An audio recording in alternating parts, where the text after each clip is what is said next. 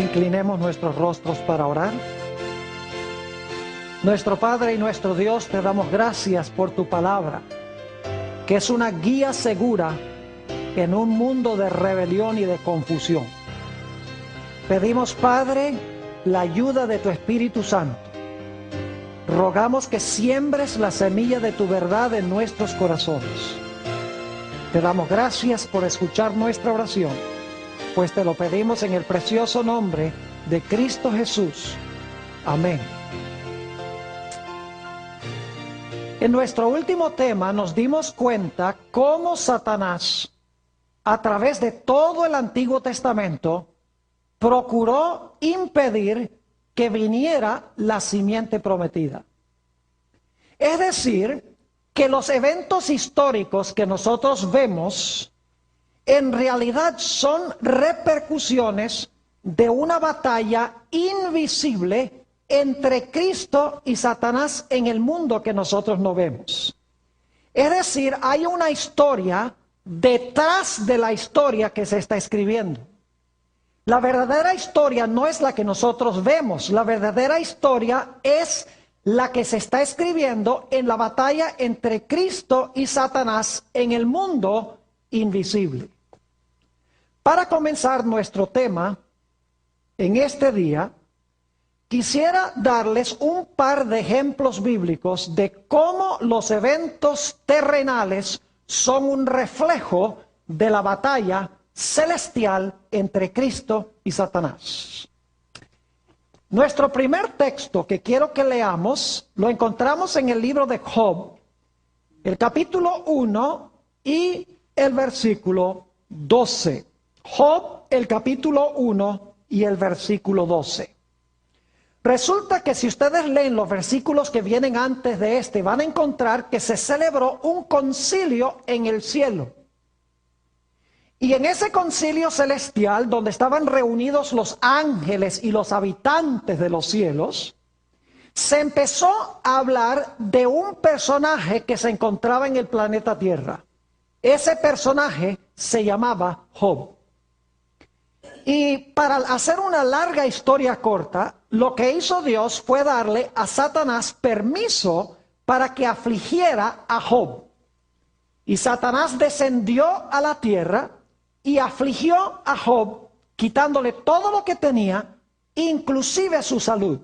Lo único que no le quitó fue la vida. Ahora, si uno hubiera estado en la tierra, viendo el sufrimiento de Job, uno pensaría que todas estas calamidades le vinieron porque eran eventos meramente históricos aquí en este planeta. Uno no se imaginaría que en realidad sus males eran causados por fuerzas invisibles que querían causarle daño. Es decir, lo que se veía terrenalmente era el fruto de las acciones de Satanás en el mundo invisible que no se ve. En el versículo 12 encontramos que Dios le da permiso a Satanás. Dice, dijo Jehová a Satanás, he aquí todo lo que tiene está en tu mano, solamente no pongas tu mano sobre él. Y salió Satanás de delante de Jehová y aflige a Job. Yo me imagino que los amigos pensarían que este mal que le vino a Job era meramente un evento terrenal. No entendían que lo que se veía era una repercusión o una sombra o un resultado de una batalla entre Dios y Satanás en el mundo invisible. Tenemos otro ejemplo en la Biblia al cual quiero referirme, donde se ilustra esta batalla que se está realizando en el mundo invisible y que los eventos históricos son solamente resultados de esta batalla entre Cristo y Satanás. Me he referido a esta experiencia antes, pero ahora quiero hacerlo de nuevo. San Mateo, el capítulo 2 y el versículo 16. San Mateo 2 y el versículo 16. Ustedes recuerdan que cuando los reyes magos no regresaron por Jerusalén, Herodes se llenó de furia. Y notemos lo que mandó hacer Herodes. Mateo 2 y el versículo 16. Herodes entonces, cuando se vio burlado por los magos, se enojó mucho y mandó matar a todos los niños menores de 2 años que había en Belén y en todos sus alrededores, conforme al tiempo que había inquirido de los magos.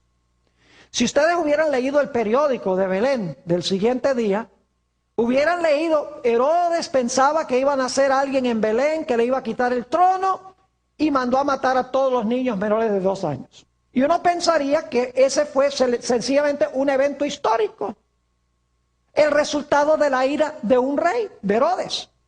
Pero Apocalipsis 12 corre el velo y nos ayuda a ver quién estaba detrás de Herodes. Note lo que dice en el libro de Apocalipsis, el capítulo 12 y el versículo 4.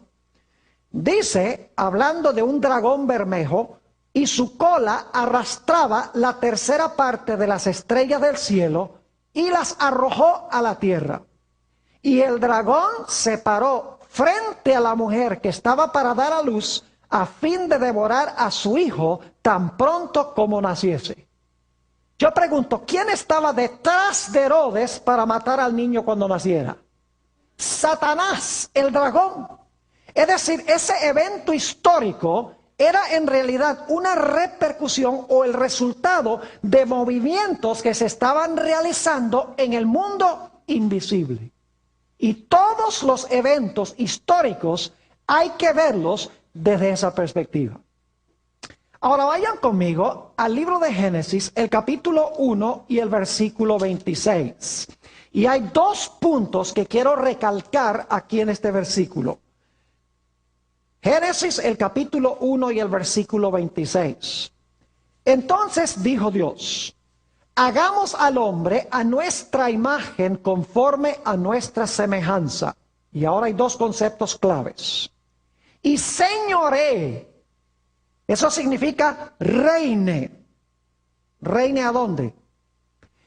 Dice: en los peces del mar, en las aves de los cielos, en las bestias, en toda la tierra y en todo animal que se arrastra sobre la tierra. Número 1. Adán fue creado rey. Y en segundo lugar, su esfera de dominio era el planeta Tierra.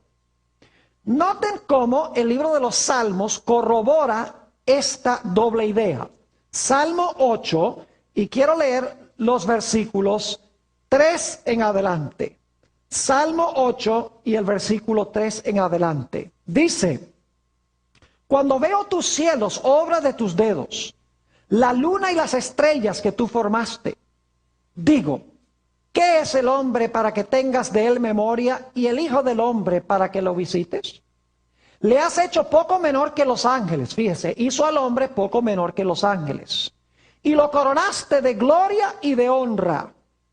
Le hiciste, ahora escuchen bien, le hiciste señorear, es decir, reinar, lo mismo que leímos en Génesis 1:26.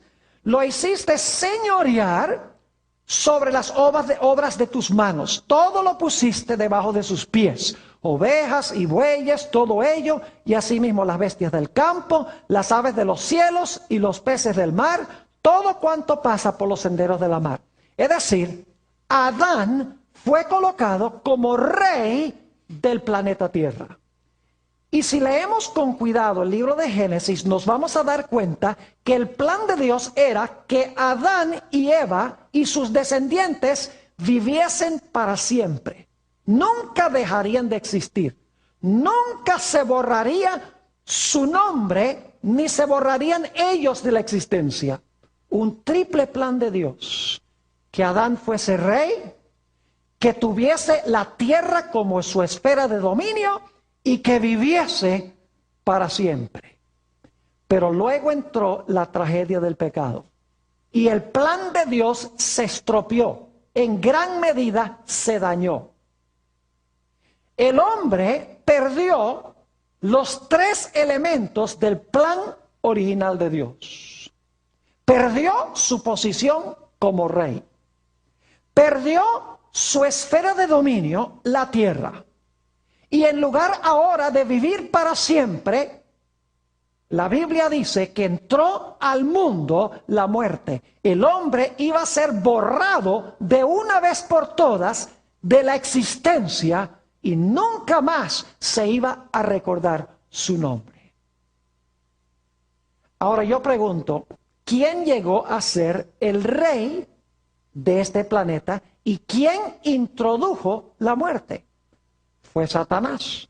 ¿Sabían ustedes que después que Adán fue derrocado de su trono, Satanás se sentó en el trono que Adán dejó vacante? Y que ahora Satanás llegó a ser el rey sobre este planeta. Por esa razón, en el libro de Job, el capítulo 1 y el versículo 6, encontramos algo muy interesante. Job 1 y el versículo 6. Cuando se celebra esa reunión en el cielo, en vez de ir Adán allá representando al planeta Tierra, ¿quién va representando a este planeta? Va Satán o Satanás. Note lo que dice Job 1:6. Un día vinieron a presentarse delante de Jehová los hijos de Dios, entre los cuales también vino Satán. Y luego en el versículo 7, Dios le pregunta a Satán, ¿de dónde vienes? Él dice, yo vengo de rodear la tierra y de andar por ella. Es decir, yo vengo de supervisar mi territorio. ¿De quién era el territorio originalmente? De Adán. ¿Quién ocupaba el trono como rey? Adán. ¿Tenía Dios el plan de que Adán y sus descendientes viviesen para siempre? Claro que sí, comiendo del árbol de la vida. Pero ahora el trono fue ocupado por Satanás. Y ahora el dominio sobre el mundo llegó a estar bajo el control de Satanás. Note lo que dice en el Evangelio según San Lucas, el capítulo 4 y el versículo 6. San Lucas, el capítulo 4 y el versículo 6. Para que ustedes se den cuenta que Satanás sí tomó el dominio o el reinado sobre este planeta. Dice en el versículo 6, en la tentación de Jesús, cuando el diablo lo llevó a un alto monte, dice, y le dijo el diablo a Jesús, a ti te daré toda esta potestad y la gloria de ellos. Y ahora escuchen bien, porque a mí me es entregada o me ha sido entregada y a quien quiero la doy. Es decir, los reinos de este mundo me han sido entregados a mí, dice Satanás, y a quien yo quiero, yo le doy esos reinos. Yo pregunto, ¿quién le dio esos reinos a Satanás? Adán. El rey original, cuando se dejó vencer por Satanás, él dejó de ser rey y ahora el gobernante llegó a ser Satanás. Por esa razón es que en San Juan 12:31 a Satanás se le llama el príncipe de este mundo. Me gusta la versión en inglés, es un poco más cerca al original. Dice, the ruler of this world. El gobernante de este mundo, dice Jesús, será echado fuera. Y se estaba refiriendo a Satanás. Es decir, el plan original de Dios para con la raza humana se estropeó y se dañó. Adán perdió su posición como rey. Perdió su esfera de dominio y corría el riesgo de ser borrado de la existencia. Polvo eres y al polvo serás tornado. La raza humana necesitaba un redentor. Necesitaba a alguien que recuperara el trono, que recuperara el territorio y que diera esperanza de vida. Y aquí es que notamos ese texto tan especial que hemos estado estudiando. Génesis, el capítulo 3 y el versículo 15. Después que Adán perdió su posición como rey y su territorio e introdujo la muerte, Dios desciende al huerto y le habla a la serpiente. Le habla a Satanás y le dice, mira, tú le quitaste a Adán el trono, le quitaste su territorio e introdujiste la muerte al mundo. Pero yo quiero que sepas algo. Yo voy a mandar una simiente nacida de mujer al planeta Tierra. Esa simiente nacida de mujer te va a hacer la guerra. Te va a hacer la guerra a muerte. En el proceso de la guerra, tú le vas a causar dolor a él. Le vas a herir el calcañar, pero te va a salir caro Porque después que tú le hieras el calcañar, él te va a dar un golpe mortal en la cabeza. Cuando Satanás escuchó estas palabras, él dijo, mi existencia está en juego. Yo no puedo permitir que esa simiente venga, porque si yo permito que venga, me va a aplastar la cabeza. Así que yo, desde este momento, tengo que obrar para impedir que venga esa simiente. Y ese fue nuestro último tema. Todas las tretas que Satanás usó en el Antiguo Testamento para impedir que la simiente viniera. Y Dios obrando para traer la simiente al mundo.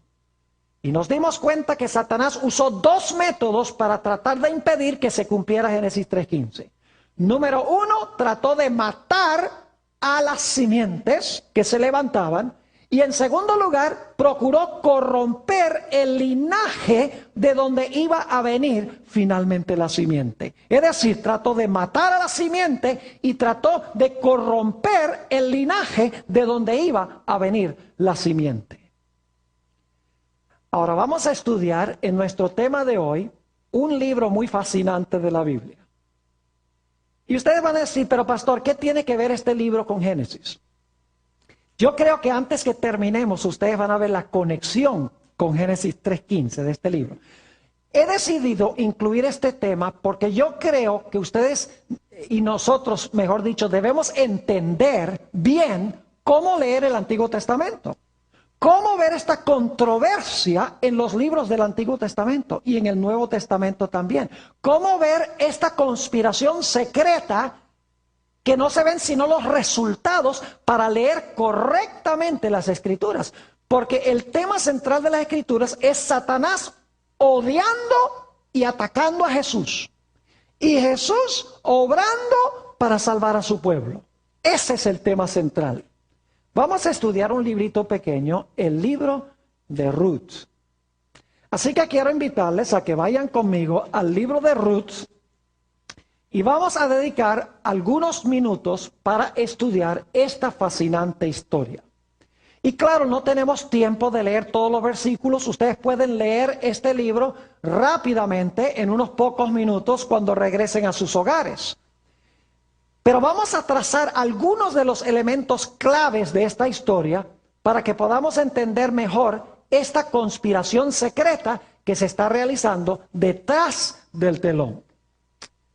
Vamos a Ruth, el capítulo 1 y los versículos 1 y 2. Aconteció en los días que gobernaban los jueces, que hubo hambre en la tierra. Y un varón de Belén de Judá, quiero que recuerden eso, un varón de Belén de Judá fue a morar en los campos de Moab. Él y su mujer y 2 hijos suyos. El nombre de aquel varón era Elimelech. Y el de su mujer, Noemí. Y los nombres de sus hijos eran Mahalón y Kelión. Efrateos, no olviden esto, efrateos de Belén de Judá. Llegaron pues a los campos de Moab y se quedaron allí. Hay algo muy interesante que está pasando aquí que no aparece en la superficie del texto. Yo no sé si ustedes sabían, pero Génesis 49:10, que no vamos a buscar ahora, profetizó que el cetro o el gobierno de Judá no iba a ser quitado de la tribu de Judá hasta que viniera aquel a quien le correspondía el trono.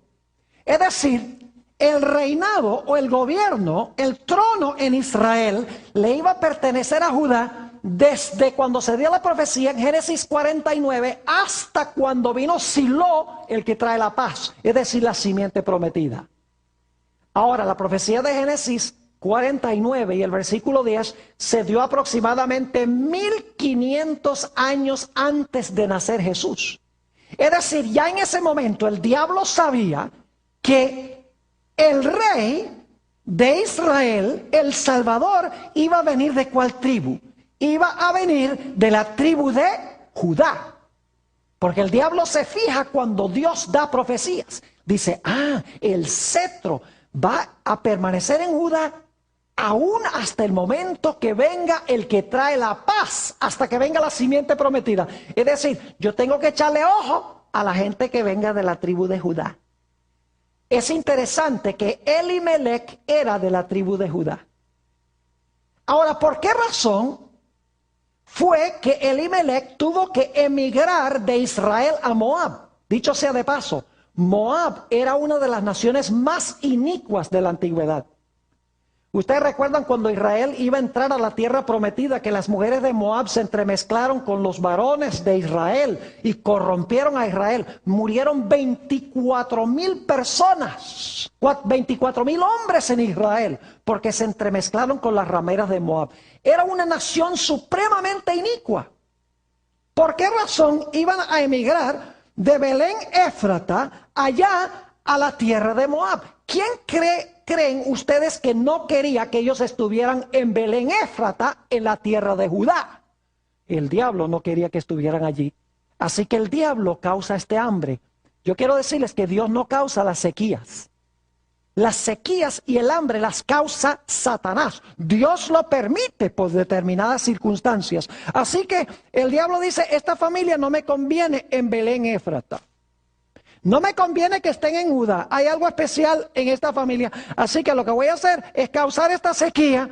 Y entonces ellos van a emigrar a Moab. Y cuando vayan a Moab, ahí no va a haber ningún problema, porque se van a entremezclar con las mujeres de Moab y van a perder su identidad.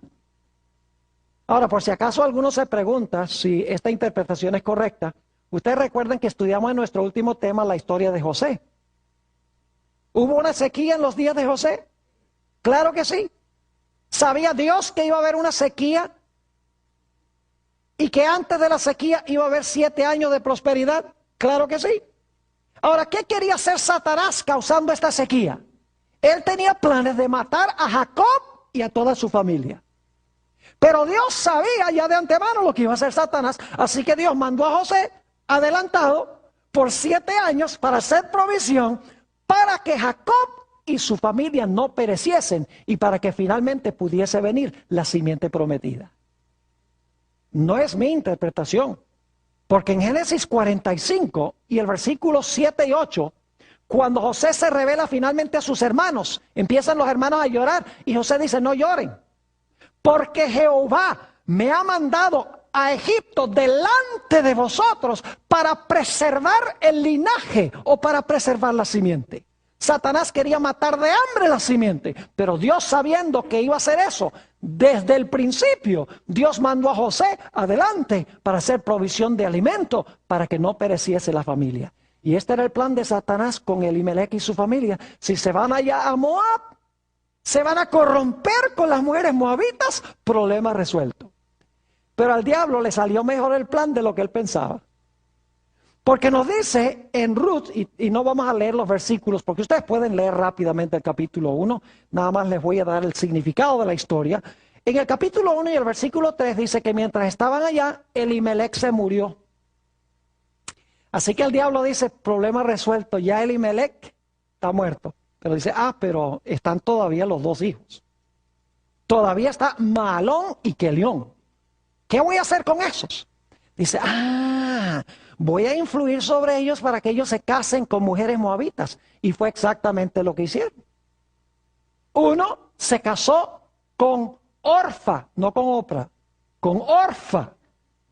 Y el otro se casó con Ruth. Ahora, a los hebreos se les había prohibido casarse con mujeres de naciones paganas.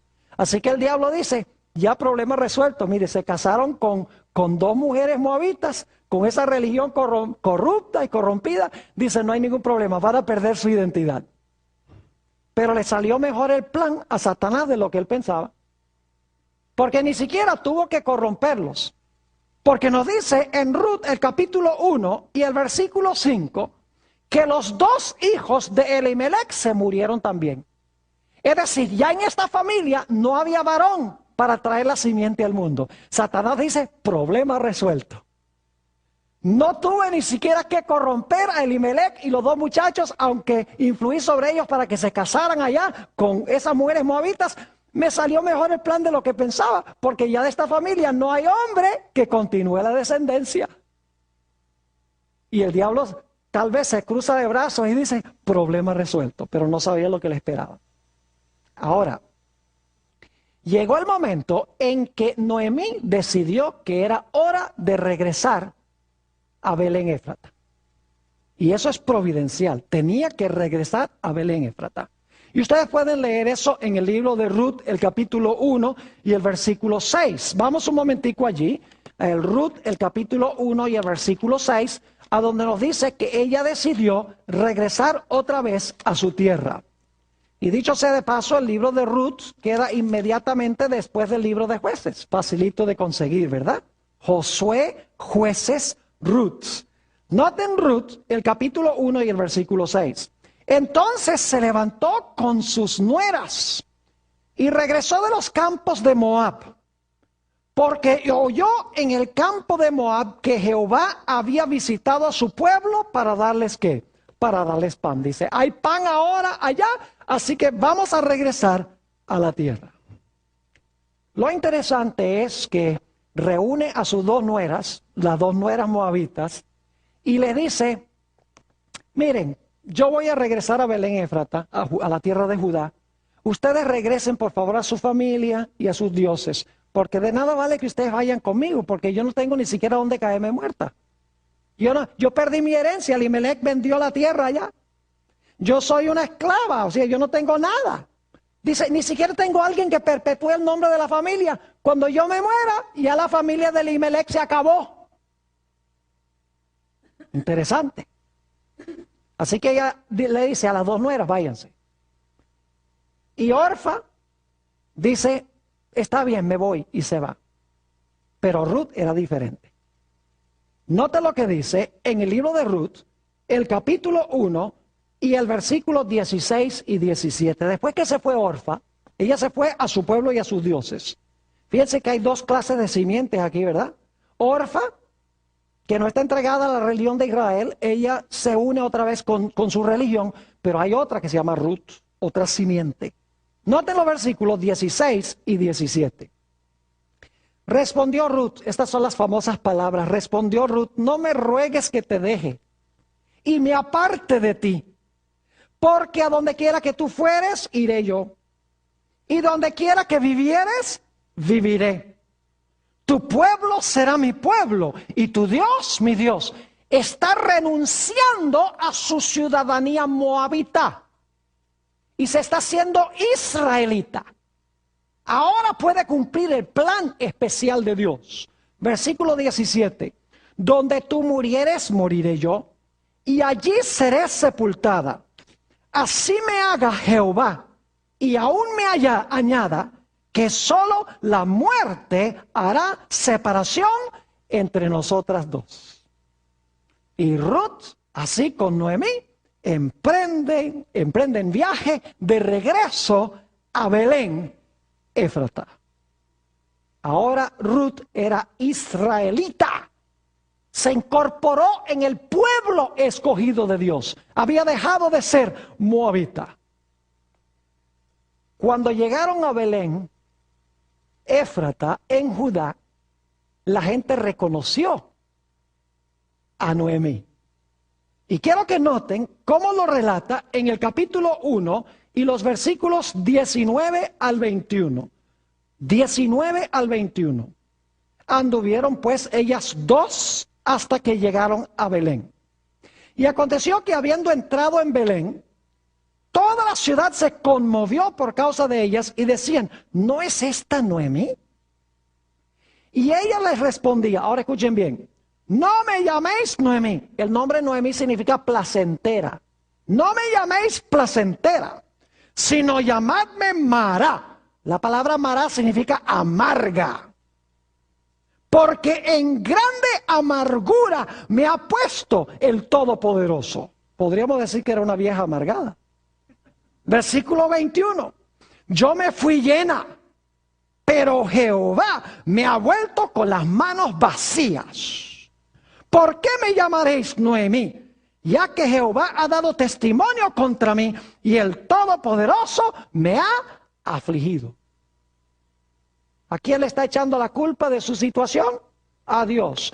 Dice, no tengo herencia, soy una sierva, no hay nadie que perpetúe el nombre de la familia, ni para qué va uno a servir a un Dios así. Si tan solo ella hubiera entendido el plan que tenía Dios, no hubiera renegado contra Dios.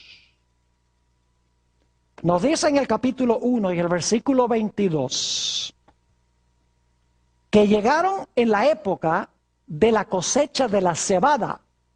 Eso es más o menos en la época de marzo o abril, la época de Semana Santa. Esa es la cosecha de la cebada. Noten lo que dice el versículo 22. Así volvió Noemí y Ruth la moabita, su nuera, con ella. Volvió de los campos de Moab y llegaron a Belén al comienzo de la siega de cebada. ¿Ustedes creen que fue coincidencia que llegaron precisamente en la época cuando la cebada se estaba cosechando? En absoluto. Toda esta historia la está moviendo Dios providencialmente, porque Dios tiene un plan. Satanás tiene un plan. Él dice, son de Judá, para Moab se van. Se corrompen allá con las mujeres de Moab. Oh, pero me salió mejor. Se murieron. No hay nadie que recupere la herencia. No hay nadie que recupere la libertad de Noemí. No hay nadie que perpetúe el nombre de la familia. Problema resuelto. Pero lo que no sabe Satanás es que Dios ha permitido que él expulse a esa familia allá, porque Dios tiene un plan muy especial. Ahora, noten lo que dice el capítulo 2 y el versículo 1 y 2. Tenía Noemí un pariente de su marido. ¿Cómo es la cosa? ¿Un qué? Oh, un pariente de su marido. Eso es muy importante, no lo olviden. Un pariente de su marido. Hombre rico de la familia de Elimelec, el cual se llamaba Booz. Y ahora escuchen bien. Noemí no es la que le da la idea a Ruth. No le dice Noemí a Ruth, mira, ve y cosecha ya en el campo de Booz a ver si le caes bien. No, es idea de Ruth, sin saberlo. Dice, y Ruth, la moabita, dijo a Noemí, te ruego que me dejes ir al campo y recogeré espigas en pos de aquel a cuyos ojos hallare gracia. Y ella le respondió, ve, hija mía. Ahora, lo que iba a hacer Ruth era venir detrás de los segadores para recoger las espigas que quedaban. Saben que en las leyes de los judíos se prohibía cosechar completamente el campo. El dueño de campo debía dejar ciertas espigas para que los pobres pudieran venir a vendimiar el campo. Esto demuestra la pobreza que tenían Noemí y Ruth. Que Ruth tuvo que meterse detrás de los segadores para cosechar las vendimias, lo poco que había quedado. Y lo hizo precisamente en el campo de ¿quién? En el campo de Booz, quien era familia de ¿quién? Quien era familiar de Elimelec. Y ustedes dicen, ¿por qué es importante eso? Escuchen bien. Porque según las leyes hebreas, las leyes de los judíos, se podía recuperar la herencia perdida que se había vendido, que Elimelec había vendido cuando se fue a Moab. Se podía recobrar la herencia perdida. Noemí nuevamente podía ser señora de su heredad. Y el nombre familiar se podía perpetuar si un familiar cercano pagaba el precio para comprar lo que se había perdido.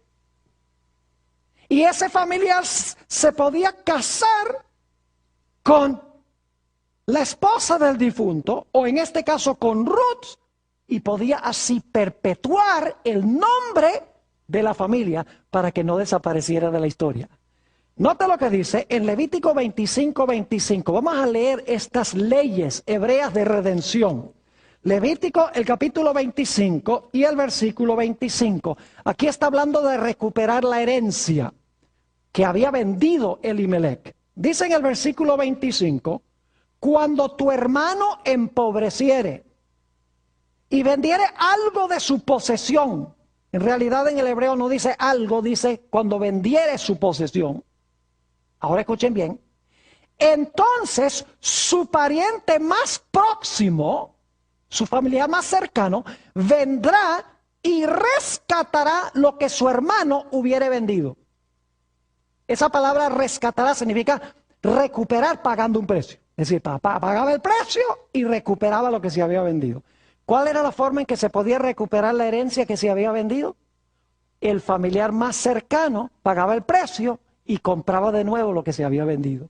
Ahora, ¿qué tal si un individuo se había vendido él a esclavitud? Porque la gente también se podía vender como esclavos. Note lo que dice Levítico 25 y el versículo 48 y 49. Dice aquí, después que se hubiere vendido, podrá ser rescatado. Escuchen bien, uno de sus hermanos lo rescatará. O su tío, o el hijo de su tío, lo rescatará. La palabra rescatará que significa comprar pagando un precio. O un pariente cercano de su familia lo rescatará, o si sus medios alcanzaren, él mismo se rescatará. ¿Cómo se iba a rescatar él mismo si se había vendido a servidumbre? La única forma en que podía ser librado de servidumbre era que un familiar cercano pagara el precio. La única forma de recuperar la herencia que se había vendido era que un familiar pagara el precio. Y saben que la única manera, no voy a leer el texto, pero ustedes lo tienen en su lista, Deuteronomio 25:5, dice que si un marido moría sin hijos, o si los hijos se morían, el pariente más cercano tenía que casarse con la esposa del difunto para perpetuar el nombre de la familia.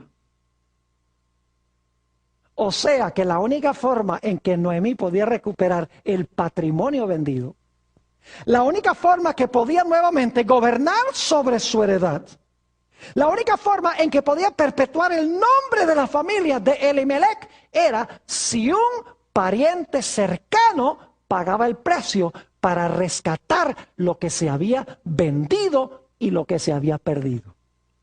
¿Y qué era Booz? Era un pariente cercano ¿de quién? De Elimelech. Es decir, Booz podía recuperar lo que se había perdido. Ahora voy a cortar la historia. Ustedes pueden ir al capítulo 4 y el versículo 9 y se van a dar cuenta allí que había un pariente más cercano que Booz. Y Booz le dijo, mira, tú eres más cercano, así que te conviene a ti redimir lo de Elimelech. Y él dice, está bien, yo pago el precio y yo lo redimo. Y le dice Booz, oh, pero dicho sea de paso, tienes que casarte con Ruth también. Él dice, oh, no, entonces no. Paso. Ese no era el individuo que debía redimir lo que se había perdido. El que debía hacerlo era ¿quién? Era Booz, porque Dios tenía un plan especial con Booz. Nota lo que dice en Ruth el capítulo 4 y el versículo 10. Ruth el capítulo 4 y el versículo 10 sobre este asunto. Dice allí, en Ruth 4:10, y que también tomo por mi mujer a Ruth la Moabita, mujer de Mahalón. Ahora escuchen bien. Para restaurar el nombre del difunto sobre su heredad. Para que el nombre del muerto no se borre de entre sus hermanos y de la puerta de su lugar. Vosotros sois testigos hoy. Pregunto, ¿iba a continuar el linaje de Elimelech de la tribu de Judá? Claro. ¿Se iba a comprar el patrimonio perdido? ¿Cómo no? Nuevamente iba a haber alguien que gobernara sobre el patrimonio de que había sido de Elimelech. Claro que sí. Ahora ustedes dicen, pero pastor, está bien. Pero ¿qué importancia tiene todo esto de lo cual usted ha hablado? Oh, llegamos al clímax de la historia. Note lo que dice en Ruth el capítulo 4 y el versículo 13. Ruth el capítulo 4 y el versículo 13. Dicho sea de paso, si hasta ahora han estado durmiendo, es hora de despertarse, porque ahora viene lo bueno. No solamente los que están aquí en esta noche, sino también aquellos que están viendo por vía satélite, por televisión en diferentes partes del mundo. Note lo que dice en el libro de Ruth, el capítulo 4 y el versículo 13. Dice lo siguiente: Booz pues tomó a Ruth, y ella fue su mujer, y se llegó a ella. Y Jehová le dio que concibiese y diese a luz un hijo. Fíjese qué era lo que había hecho Dios. Había importado a Ruth de Moab. Satanás expulsó a Elimelech y a su familia a Moab, porque quería impedir que de esta familia viniera la simiente. Así que Dios dice, no, pero lo que voy a hacer es de allá voy a importar a la que va a traer a la simiente. Versículo 14. Y las mujeres decían a Noemí, loado sea Jehová, que hizo que no te faltase hoy pariente, cuyo nombre será celebrado en Israel. Más de lo que sabían. El cual será restaurador de tu alma y sustentará tu vejez. Pues tu nuera que te ama, lo ha dado a luz, y ella es de más valor para ti que 7 hijos. Y tomando Noemí el hijo, le puso en su regazo y fue su aya. Y ahora escuchen el versículo 17. Y le dieron nombre las vecinas diciendo, le ha nacido un hijo a Noemí. Y lo llamaron Obed. Este es el padre de Isaí, el padre de David. ¿Por qué es importante eso? Por la sencilla razón de que del linaje de David nacerá ¿quién? El Mesías prometido. Ahora, el libro de Ruth termina de una forma muy extraña. ¿Quién termina una historia de amor con una genealogía? Uno dice, ¿cómo va a terminar el libro? Hubiera sido bueno que terminara y se casaron y tuvieron hijos y vivieron felices para siempre. Pero el libro termina con una genealogía, con un linaje. Sería bueno examinar ese linaje. Noten el versículo 18.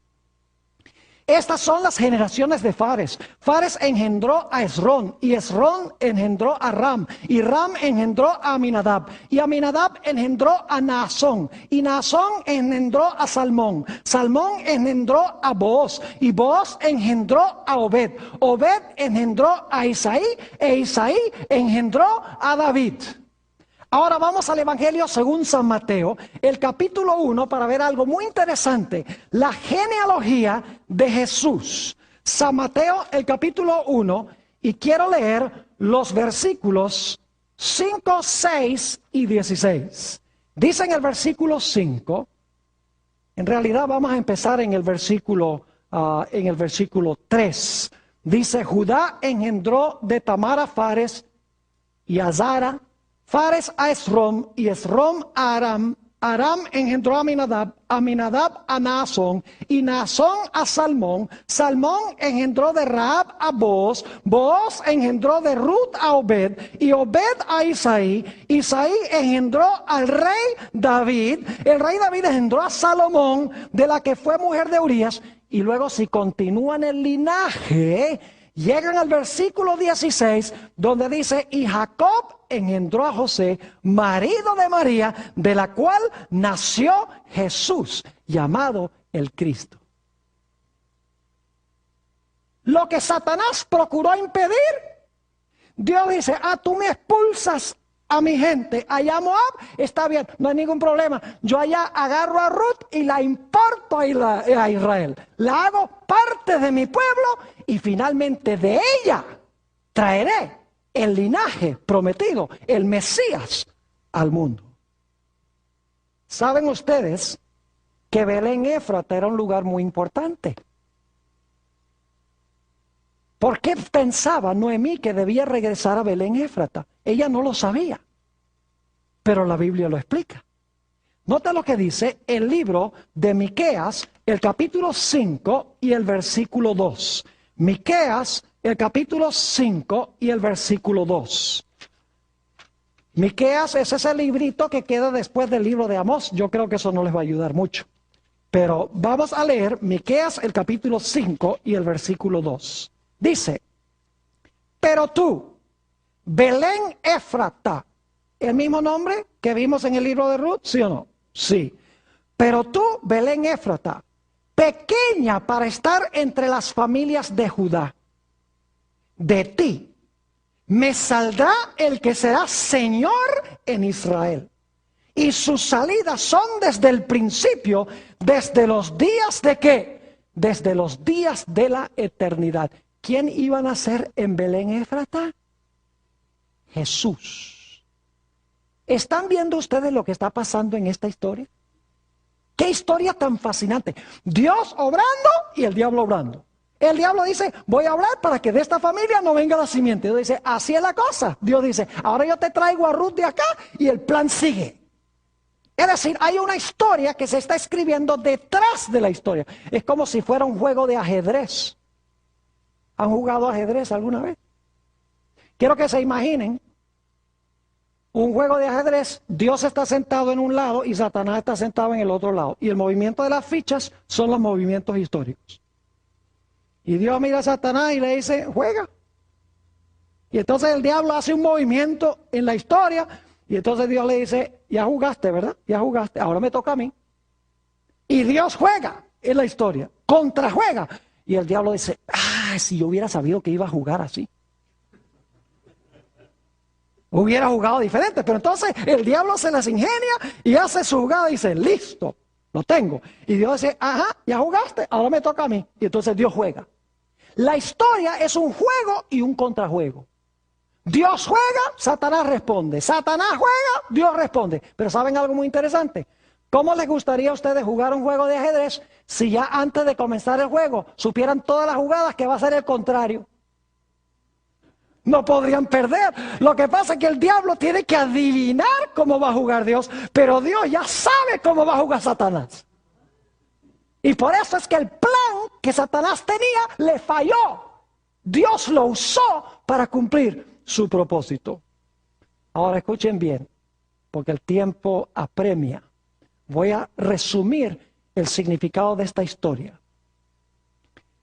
Cuando la raza humana pecó, mis queridos hermanos y amigos que están aquí presentes, también los que están viendo vía satélite en diferentes partes del mundo, cuando el hombre pecó, perdió dominio, su patrimonio, perdió su posición como rey, se hizo esclavo o siervo, y también su nombre iba a ser borrado de la historia. La raza humana necesitaba a un redentor. Necesitaba un pariente cercano que rescatara lo que se había perdido. El problema es que dentro de la raza humana no había nadie que pudiera rescatar y comprar lo que se había perdido, porque todos vendieron su patrimonio, todos se hicieron esclavos y todos se hicieron reos de muerte, porque el apóstol Pablo dice, no hay justo ni aún uno. Y dice en Romanos 3:23, porque todos han pecado y están destituidos de la gloria de Dios. No había nadie dentro de la raza humana que pudiese pagar el precio para rescatar la tierra, para devolverle nuevamente al hombre el trono y para perpetuar su nombre y su existencia por la eternidad. La raza humana necesitaba un redentor, pero dentro de la raza humana no había nadie. ¿Qué podía hacer Dios? Ahora les voy a hacer una pregunta, pero no me la contesten rapidito. Esta es mi pregunta. Antes que Jesús viniese a este mundo como hombre, ¿era miembro de nuestra familia? Jesús, antes de que Jesús viniese a este mundo, cuando estaba en el cielo como Dios, ¿Jesús era miembro de nuestra familia? No, Señor. Para ser miembro de nuestra familia tenía que ser ¿qué? Tenía que ser hombre. Yo creo que todos aquí somos humanos, ¿no? Aquí no hay ultraterrestres. Todos somos seres humanos. Jesús, antes de encarnarse, ¿era hombre? No. ¿Era de nuestra familia? No. ¿Podía cumplir las leyes de la redención? No. Porque solo un pariente cercano de nuestra familia podía pagar el precio para recuperar lo que se había perdido. Por esa razón es que la Biblia nos dice en Juan 1 Y el versículo 14, que aquel verbo, quien era Dios, de otra familia, se hizo carne. Y llegó a ser miembro de nuestra familia. Para que como nuestro pariente cercano pudiese recuperar, pagando el precio, pagando por su muerte, para recuperar lo que la raza humana había perdido. Es decir, el que no era miembro de nuestra familia, se hizo miembro de nuestra familia. Ahora escuchen lo que voy a decir. Jesús es un personaje diferente que cualquier otro personaje en el universo, porque Jesús es al mismo tiempo Dios y hombre. Antes de venir a esta tierra pertenecía a la familia de Dios. Luego, cuando se encarnó, se hizo miembro de nuestra familia para poder pagar el precio y rescatar el patrimonio perdido, para librarnos de servidumbre y colocarnos de nuevo en el trono, y para perpetuar nuestra existencia por la eternidad cuando éramos reos de muerte. Si ustedes leen Apocalipsis 22:16, van a encontrar algo muy interesante. Vamos a Apocalipsis, el capítulo 22 y el versículo 16. Hay algo que posiblemente no han visto, pero es muy interesante y quiero que ahora lo analicemos brevemente. Está hablando aquí de Jesús y dice lo siguiente: yo, Jesús, he enviado a mi ángel para daros testimonio de estas cosas en las iglesias. Ahora escuchen.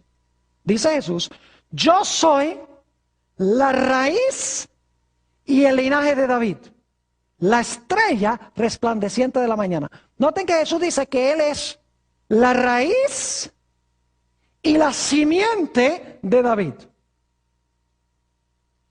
Es decir, Jesús es el padre de David y el hijo de David. El hijo mío está allá arriba ayudando en los asuntos técnicos de esta grabación. Yo quiero preguntarles, ¿ustedes creen que yo puedo ser al mismo tiempo padre de mi hijo e hijo de mi hijo? El pastor, no sea ridículo. O es padre o es hijo. Es cierto. Pero escuchen bien, Jesús es la raíz de David y el linaje también. Jesús es el padre de David y es también del linaje de David. ¿Saben por qué? Porque Jesús, cuando creó a Adán, más adelante vino David. Es decir, a través de Adán, Jesús creó a David. Pero cuando Jesús nació en este mundo, nació como hijo de David. Es decir, es el padre de David como Dios, es hijo de David como hombre. Lo mismo sucede con Abraham en Mateo 1 y el versículo 1. Dice allí que Jesús era simiente de Abraham. Pero interesante que en San Juan 8:58 Jesús dice: antes que Abraham fuese, yo soy. Ahora, ¿cómo entendemos eso? Es simiente de David, pero dice: antes que Abraham fuese, ya yo soy. Jesús fue el creador de Abraham como Dios. Pero Jesús es hijo de Abraham como miembro de nuestra familia. ¿Y saben lo que es más lindo? Jesús pagó el precio para rescatar el patrimonio perdido. Jesús pagó el precio para recuperar el trono. Jesús pagó el precio para que nuestro nombre no sea borrado. No solo el nombre, sino para que nosotros podamos vivir para siempre. Y nuestro nombre quede grabado para siempre en el libro de la vida. Lo más lindo es esto, fíjense. El único verdadero hijo de Dios es Jesús. Nosotros somos hijos de la ira. Yo no puedo reclamar el derecho de ser hijo de Dios en mí mismo. Jesús es el hijo de Dios. Pero ahora fíjense qué lindo es esto. Cuando yo acepto a Jesús como mi Salvador, cuando yo me uno a Jesús, entonces ahora Jesús y yo somos hermanos. Y entonces ahora Jesús viene a su padre y dice: Padre, tengo un nuevo hermano, el pastor Bor. Y el padre mira a Jesús, y estoy dramatizando para que puedan entender. El padre mira a Jesús y le dice: ¿el pastor Bor es tu hermano? Y Jesús dice: sí, el pastor Bor es mi hermano. Entonces el padre dice: pues si el pastor Bor es tu hermano, entonces también es hijo mío. Eso es lo que quiso decir Jesús cuando declaró: yo soy el camino, la verdad y la vida. Nadie viene al Padre sino por mí. A través de Jesús llegamos a ser hermanos y hermanas de Jesús. Y como somos hermanos y hermanas de Jesús, llegamos a ser hijos e hijas de Dios. Pero solo a través de Jesús, solo recibiéndolo como Salvador, solamente uniendo nuestra vida con la vida de Él. Entonces ya el Padre dice, este también es mi Hijo amado, en quien tengo gran contentamiento. Note lo que dice Hebreos 2. Hebreos el capítulo 2, nuestro último texto, 14 y 15. Hebreos 2, 14 y 15. Aquí nos dice algo muy hermoso en cuanto a Jesús. Hebreos el capítulo 2 y el versículo 14 y 15. Dice, así que, por cuanto los hijos, es decir, los hijos de Dios, participaron de carne y sangre, Él también participó de lo mismo, para destruir por medio de la muerte al que tenía el imperio de la muerte, esto es al diablo, y librar a todos los que por el temor de la muerte estaban durante toda la vida sujetos a servidumbre. Y si ustedes leen un poquito más adelante, van a encontrar que nos dice que el Señor Jesucristo no se avergüenza de llamarnos hermanos, porque ha destruido las obras de Satanás. Que Dios nos ayude para que seamos hermanos y hermanas de Jesús, hijos e hijas de Dios.